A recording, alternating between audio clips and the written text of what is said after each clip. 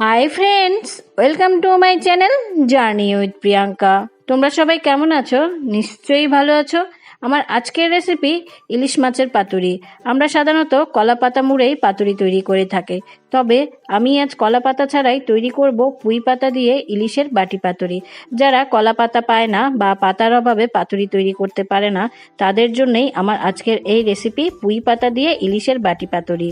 তো চলো দেখে নেওয়া যাক। প্রথমে এখানে আমি 8 পিস ইলিশ মাছ নিয়েছি। দেখো, মাছগুলোকে ভালো করে ধুয়ে নিয়েছি।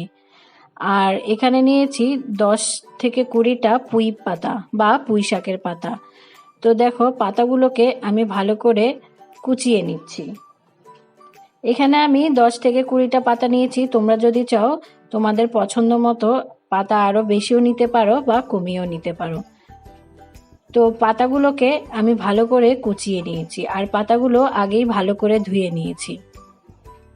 এখানে একটা মিক্সিং জার নিয়েছি। জারে নিয়ে নিচ্ছি 2 চা চামচ কালো সর্ষে। সর্ষেগুলো আমি ভালো করে ধুয়ে নিয়েছি। আর নিচ্ছি 6টা কাঁচা লঙ্কা, নিচ্ছি সামান্য নুন। এবার সর্ষে আর কাঁচা লঙ্কার একটা পেস্ট তৈরি করব। কিছুটা পেস্ট করে দিয়ে দিচ্ছি সামান্য একটু জল দিয়ে এই সর্ষে কাঁচা লঙ্কার মিহি একটা পেস্ট তৈরি করব। খুব ভালো করে পেস্টটা করতে হবে যাতে সর্ষের দানা না থাকে বা খোসা না থাকে। দেখো, আমি পেস্টটা খুব স্মুথ করে একটা পেস্ট তৈরি করেছি। আর সর্ষে আর কাঁচা লঙ্কা পেস্ট করার সময় একটু নুন দেবে, তাহলে তেতো ভাব চলে যাবে। আর দেখো, পুঁই পাতাগুলো ভালো করে কুচিয়ে নিয়েছি।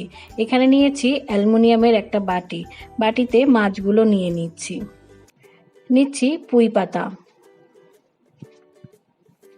নিচ্ছি একটা পেঁয়াজ পেস্ট করে, আর এখানে নিচ্ছি সেই সর্ষে আর কাঁচা লঙ্কার পেস্ট, নিচ্ছি সর্ষের তেল 5 চা চামচ। যে কোনো পাতুরি করার সময় অবশ্যই কিন্তু সর্ষের তেলই ব্যবহার করার চেষ্টা করবে, তাহলে পাতুরির টেস্টটা খুবই ভালো আসবে। নিচ্ছি পরিমাণ মতো নুন। সর্ষে পেস্টে যেহেতু নুন দিয়েছি, তাই এখানে নুন দেওয়ার সময় একটু খেয়াল করে বা বুঝে নুনটা দিতে হবে। এবার মাছের সাথে পুঁই পাতা সহ সব মশলা খুব ভালো করে মেখে নিচ্ছি। আমি এখানে 6টা কাঁচা লঙ্কা ব্যবহার করেছি। তোমরা তোমাদের টেস্ট অনুযায়ী লঙ্কাটা বা ঝালটা আরও বাড়িয়েও দিতে পারো বা কমিয়ে দিতে পারো। দিয়ে দিচ্ছি 1/2 চা চামচ কাশ্মীরি লাল লঙ্কার গুঁড়ো। আমি এই পাতুরিতে যেহেতু কাঁচা লঙ্কা ব্যবহার করেছি, তাই আলাদা করে আর গুঁড়ো লঙ্কা ব্যবহার করছি না। তার জন্য 1/2 চা চামচ কাশ্মীরি লাল লঙ্কার গুঁড়ো দিয়ে দিলাম কালার আসার জন্য। আর মিক্সিং জার ধুয়ে দিয়ে দিলাম 1/2 কাপ জল দিয়ে ভালো করে মিশিয়ে দিলাম। এবার এই পাতুরির বাটিটাকে ঢেকে দিয়েছি। গ্যাসের ফ্লেম ধরিয়ে দিয়েছি আর গ্যাসের ফ্লেমকে একদম লোতে করে দিয়েছি। এবার বাটিটাকে ঢেকে দিলাম। ঢেকে এভাবে রান্না করব 30 মিনিট। ফিরে এসছি 30 মিনিট পর। দেখো, আমাদের পাতুরি কিন্তু একদম কমপ্লিট।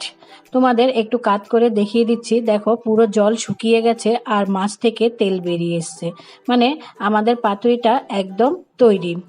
এবার বাটি থেকে মাছগুলো তুলে পরিবেশন করে দেখিয়ে দিচ্ছি। আশা করছি আমার আজকের ভিডিওটিও তোমাদের ভালো লেগেছে। যদি ভালো লাগে তাহলে আমাকে অবশ্যই কমেন্ট করে জানাবে, আর আমার এই চ্যানেলে লাইক করবে, শেয়ার করবে আর সাবস্ক্রাইব করে বেল আইকনে গিয়ে অল নোটিফিকেশন অন করে দেবে, যাতে সবার আগে পৌঁছে যায় আমার আরও নতুন নতুন ভিডিও তোমার কাছে।